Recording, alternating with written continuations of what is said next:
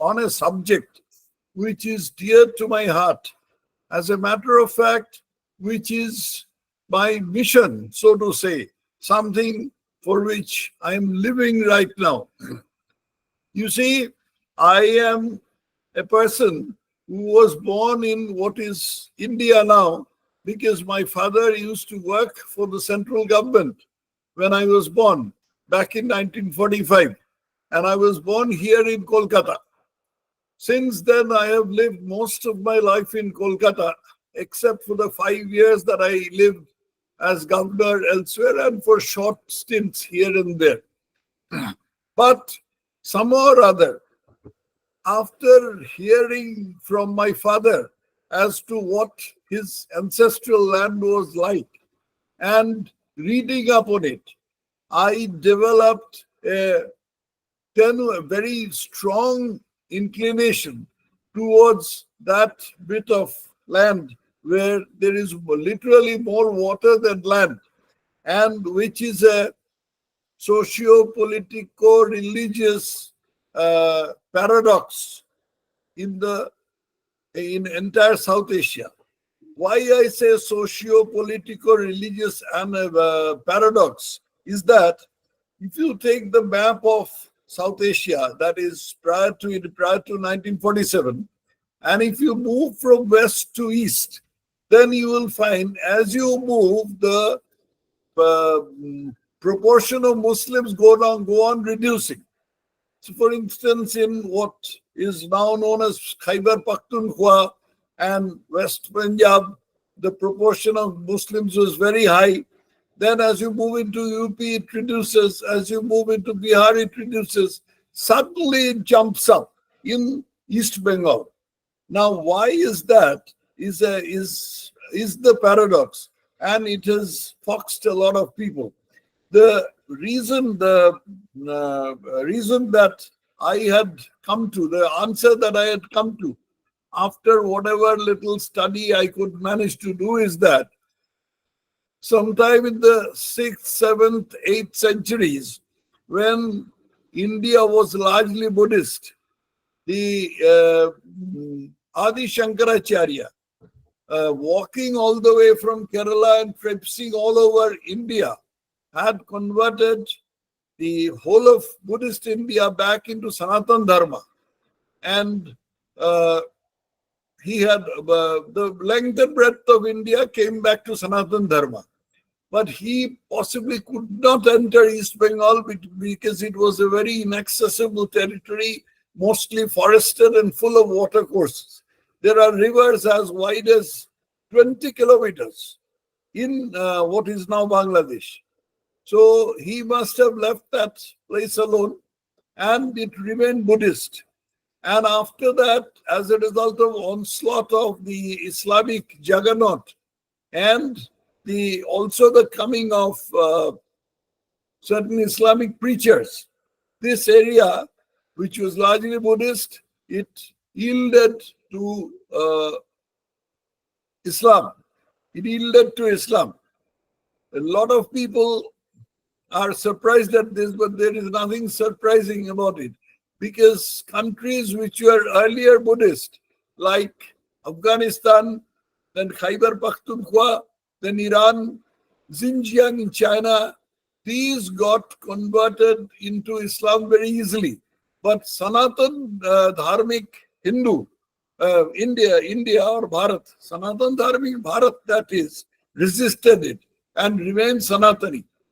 That is the most plausible explanation that I have been able to find out. Now, coming back from the past to the present, what happened in this little bit of land? What happened is roughly this, that the Hindu minority in the whole of undivided Bengal, and it was not such a small minority. Hindus were about 45%, Muslims were about 55%. The Hindu minority was ahead of the Muslims in every possible way, all over the state, all over the province of British India. Then, at some point of time, the Muslims started raising their heads, mostly under the leadership of Nawab Salimullah of Dhaka, who was incidentally not a Bengali. They were Kashmiri emigres who had settled in the Dhaka area. And in fact, the Muslim League was established there. Then when Jinnah came in and strengthened his Muslim League, and the Muslim League started trying to be, and eventually succeeded in being the spokesperson or the forum for all of Indian Muslims. Naturally, East Bengal also submitted to it, and East Bengal also became, or rather, the whole of Bengal, Bengal province became a Muslim League. That is, the Muslims became Muslim League, and Hindus, of course, remained with Congress. I am talking about the early 1940s. Then there were these pushes, of Pakistan, and certain horrible mistakes that the Congress made, which shortchanged the Hindus. I am particularly referring to the 1944 Gandhi Jinnah talks, which is a thing that is largely kept under wraps. And then the Great Calcutta killings of 1946 and the Noakhali killings of 1946, the same year. Noakhali killings were in October, Great Calcutta killings were in August. Now, starting from the Noakhali killings, which were the first organized onslaught on the Hindu minority, let me more or less take you through the sequence of events. Noakhali is a very little known district of East Bengal, today Bangladesh. It has been divided into 3 districts, that is Noakhali, Lakhipur and Feni. And the district is very backward, largely forested, and about 80% Muslim, 20% Hindus. Now, there was a man called Ghulam Sarwar who didn't get a ticket for the election, either in 1946. From the Muslim League, and he decided to come up in the political hierarchy by targeting Hindus. So he started killing Hindus. First, he started spreading the word that these Hindus are sucking our blood, usual nonsense. And then he started calling the people to kill Hindus. Approximately some 5,000 Hindus were killed, and a very large number were forcibly converted.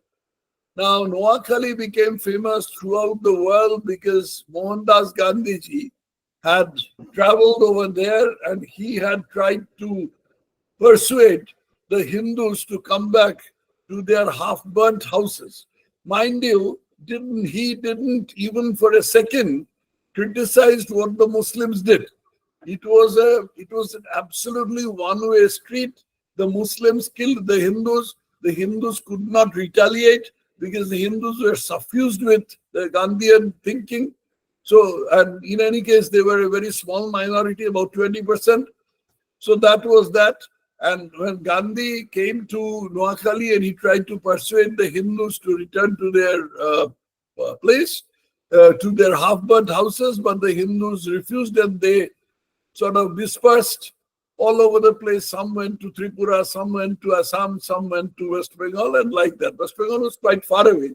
Still, well, a lot of them went to Tripura. Tripura at that time was a princely state, and the prince gave them refuge.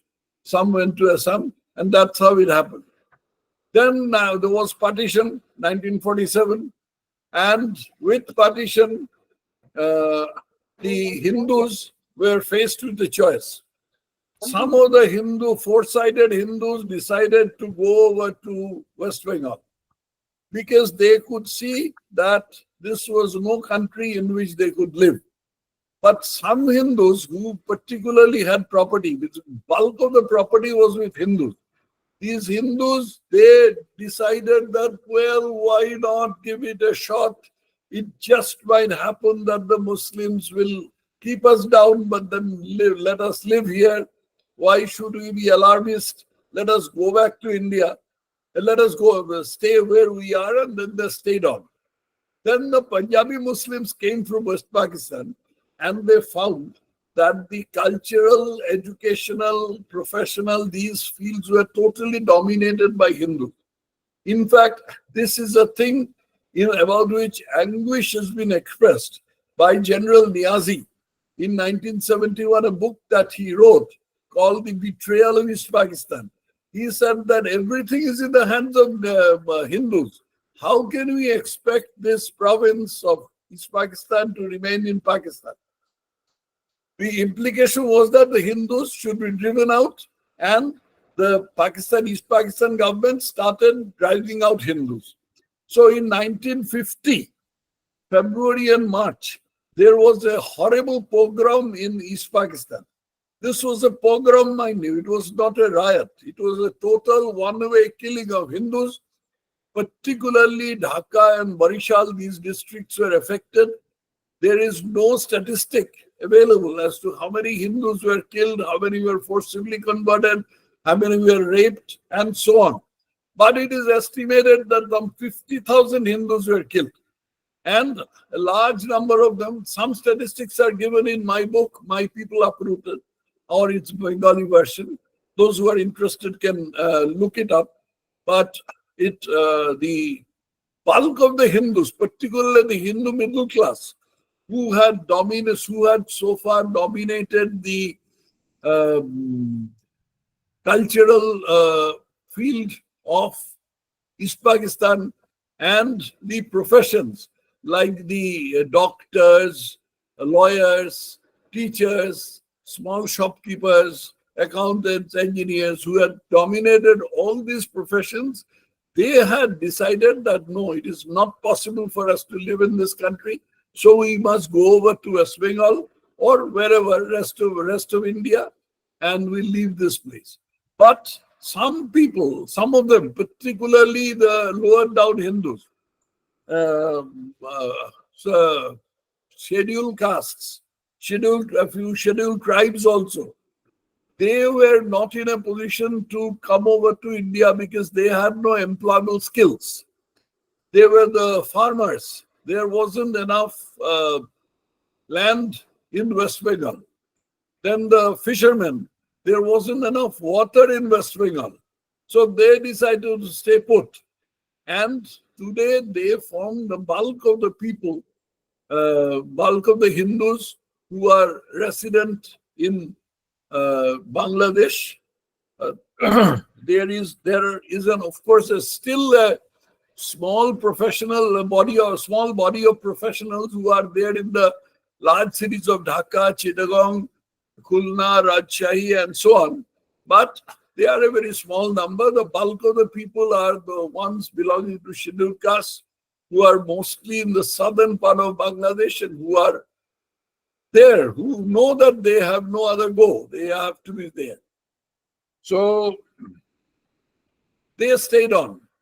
The program which the East Pakistan government had launched, it was the government which had launched this program, mind you.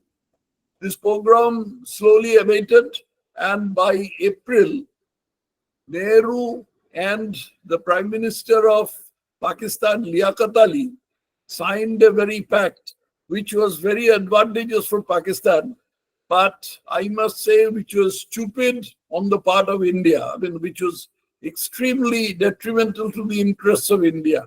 Why do I say so? Because the pact, it's called the Delhi Pact, which was signed on the 8th of April 1950.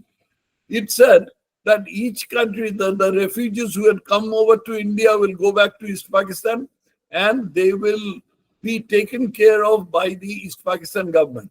Now, it could not have been unknown to Nehru that the whole, he had his intelligence apparatus. It could not have been unknown to him that the whole of the program was government engineered, government sponsored, government financed. So you can imagine what amount of, I'm sorry to use the word over and over again about a first prime minister, but what amount of stupidity drove Jawaharlal Nehru to sign such a pact? We will never know. In fact, the two Bengali ministers in the central cabinet at that time, one was Dr. Shyama Prasad Mukherjee, left the cabinet, later on formed the Bharatiya Janata Party, which later on became the BJP. That is all history. And the other person was K.C. Niyogi. They both resigned their ministerial berths. But Pakistan at that time, East Pakistan government at that time, adopted a slightly different policy. They figured, and quite rightly, that the way this reaction happened, there was some reaction in India. The way this reaction happened, this is not desirable from the point of view of Pakistan's interest. So henceforth, what we will do is we'll squeeze out the Hindus. Just as we squeeze toothpaste out of a tube, we'll squeeze out the Hindus. We'll make their employment impossible. We'll make it impossible for them to do any kind of trade and commerce. And that's the way we will squeeze out. So the squeezing out process went on. And in between, there were some big pogroms, like one that happened in 1964, when the Hazrat Bal, supposedly some hair of their prophet, was stolen from Kashmir. And it was eventually restored. But the jihadi rage had been raised, and the East Pakistani Muslims decided that it has got to be taken out on the Hindus over there, and there was another pogrom of Hindus. And finally, there was 1971 pogrom in which Hindus and a few Muslims were also targeted. Roughly, it has been estimated that about 80% of the victims of the 1971 killings were Hindus, 20% were Muslims. Some of these killings were really gruesome. Like, for instance, the ones that took place in Jagannath Hall of Dhaka University. It is now called Jagannath University. The ones that took place in that place, they placed the inmates of the hostel on the parapet of the terrace, and then from the ground they brush fired them, and they enjoyed, the army people, Pakistani army people, they enjoyed the boys falling down from the parapet like 9 pins. So this is the way Pakistan managed it. Then it was independent Bangladesh, and independent Bangladesh survived until 1975, as we all know. Then Sheikh Mujib was assassinated. In the process of, in the political process that led to his assassination, a very unfortunate thing was that Sheikh Mujib had alienated all the people who had given him assistance, who were truly secular and who had run the country of Bangladesh while he was still incarcerated in a Pakistani jail in a place called Mianwali in Punjab. But the chief persons among them were Sayyid Nazrul Islam and Tajuddin Ahmed. Sayyid Nazrul Islam and Tajuddin Ahmed were imprisoned as soon as Sheikh Mujib was assassinated, and they were killed inside the jail. They were shot inside the jail. Then after that, eventually the rule of Ziaur Rahman came. Ziaur Rahman was a communal person. He started driving out the Hindus, making life miserable for the Hindus, launching small pogroms. Chittagong Hill Tracts is an area which is contiguous to Mizoram, our Mizoram. Chittagong Hill Tracts was not a Muslim majority area. Even though it was given to Bangladesh or East Pakistan at the time of partition, there was this thing happened because of the award by a British barrister known as Sir Cyril Radcliffe. He gave Chittagong Hill Tracts to Bangladesh, to East Pakistan, because he argued that the access to Chittagong Hill Tracts is only through Chittagong district, which is Muslim majority. So although Chittagong Hill Tracts were Buddhist majority, it should be given to Pakistan. Now, Chittagong hill tracts remain Buddhist majority right through even the Pakistani period. But when Ziaur Rahman came to power, then Ziaur Rahman started pushing Muslims from the plains into the Chittagong hill tracts and displacing this Buddhist inhabitants who were the original inhabitants of that place. And gradually the Buddhists started facing persecution. A lot of them came to Tripura. Some of them went to Myanmar. And there was a repetition of the Pakistani times, although not to that extent. Then after that, it has been a story of, from time to time, this kind of conflagration against Hindus. There was martial law in Bangladesh, independent Bangladesh, for quite some time. For some time, it was headed by Ziaur Rahman. Then Ziaur Rahman was assassinated himself. Then came Irshad. He also had this thing, martial law.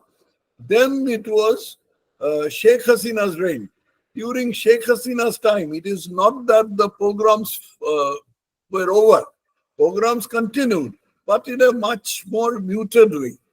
And Sheikh Hasina was displaced in 2001.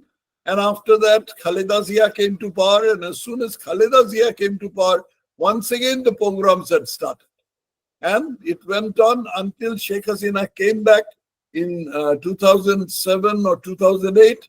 Then it was a period of relative lull. I say relative lull for the Hindus because although there were conflagrations against Hindus like the ones that took place in a place called Nasir Nagar in my ancestral district of Brahmanbadia.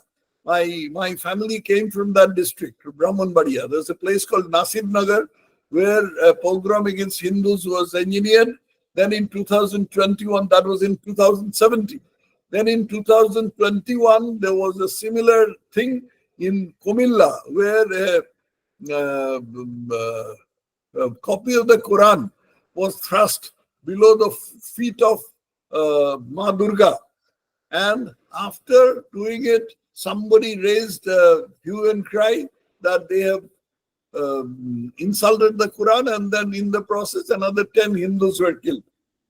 So this went on until the very recent ouster of Sheikh Hasina. Now, Bangladesh is in a state of total anarchy. Nobody is governing Bangladesh. This man, this so-called Nobel laureate, peace Nobel laureate, and we all understand the importance of peace, the Peace Prize, Peace Nobel laureate, Yunus, he doesn't know the first thing about politics. So he is acting like a football, getting kicked from this person to that person to the other person. And this is how it is now a sort of a bedlam. There are forces in it, largely Islamic forces, like the Jamaat-e Islami, Nizam-e Islami, and a whole lot of other polyglot groups. There is the BNP, of course, which has no leader. They have a leader called Fakhrul Islam Alamgir, Fakhrul Islam Alamgir, who is not much. So basically, it's a leaderless, anarchic country now, and it's going to plunge into more and more anarchy. Now, I have just given you a sort of rundown of whatever had happened from 1946 till the present day.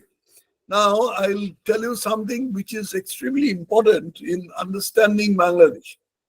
Normally, one would have expected that when the Hindus in Bangladesh were being persecuted in such a manner, then their first cousins, that is the Hindus of West Bengal, would raise their voice against it. I am not saying that they would stage counter riots or counter pogroms, but they would raise their voice against it. They would say that, no, this is not proper, something has got to be done. They would try to push the union central government to do something about it, take up the issue with Pakistan or Bangladesh or whatever. Strangely, they did nothing.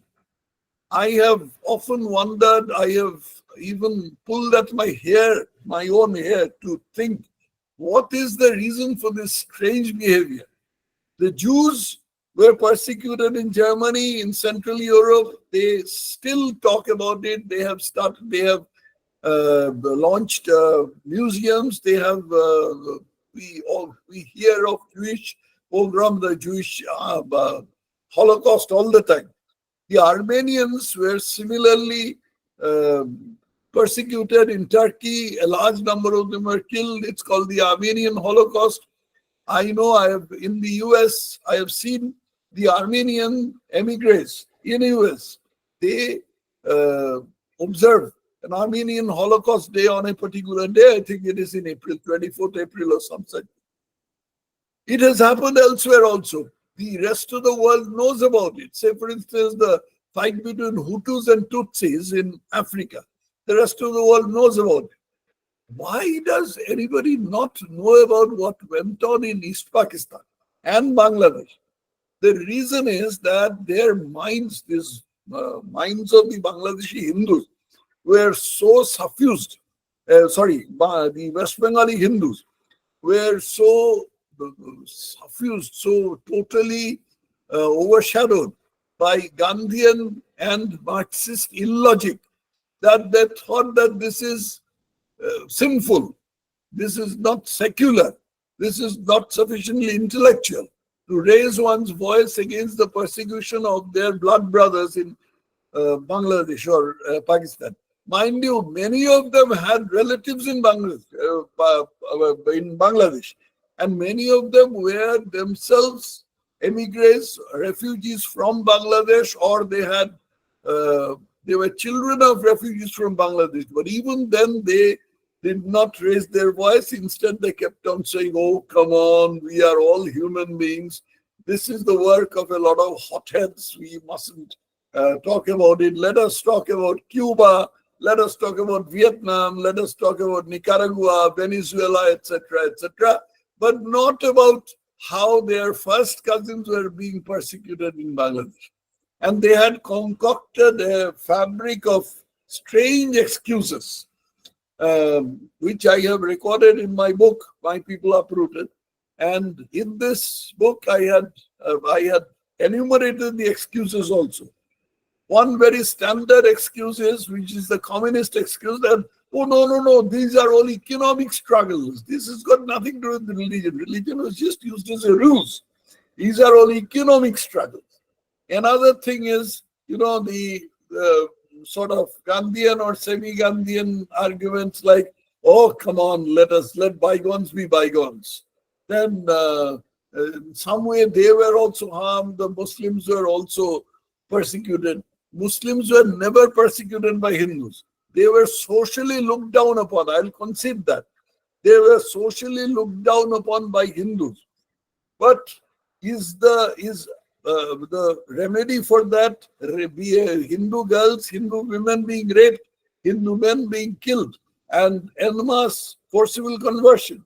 All these arguments are there. I'm not running through the entire gamut of arguments, but I'm merely saying that how these Bengali Hindus of East Pakistan, of West Bengal, who were all first cousins of the Hindus of East Bengal or East Pakistan or Bangladesh, how they obfuscated the issues, how they swept the whole thing under the carpet, I have found it revolting. And ever since I came to politics, in fact, this is one of the things that drove me into politics and into the Bharatiya Janata Party. It is not as if I'm entirely satisfied with the Bharatiya Janata Party, what they have done about it, but they are my only hope. And I have also there is another line which I think I ought to bring before this August audience. It is this, that any action against the Bangladesh government or the earlier East Pakistan government had to be done by the central government. Now, it was not possible for the Senate. It would not have made any kind of sense for the central government to take up the issues when the central government, which consists of people from all over India, UPites, Punjabis, Gujaratis, Marathis, etc., they would have seen that the Hindus, the East West Bengal Hindus, the very first cousins of the persecuted ones, they are not raising their voice. So what? Possibly there is nothing. So this is one of the things. Now, I think I've got a phone call from my friend Balakrishnan, Srinivasan Balakrishnan. Possibly he is signaling me to bring the whole thing to a conclusion. And in any case, I have said whatever I intended to say in this thing. I am extremely, extremely happy that I was given this opportunity to speak to this August gathering, particularly right in front of my eyes. I see very seasoned diplomats like Pankaj Charan Saab, who was Indian High Commissioner in Bangladesh, a whole lot of other people. I have personally interacted with Riva Ganguly a number of times and several others, other Indian High Commissioners. And generally, what I have said so far is the result of my study. I have visited Bangladesh some 5 times. Generally, what I have said so far is the result of my study. And with that, I conclude. Thank you very much for this opportunity.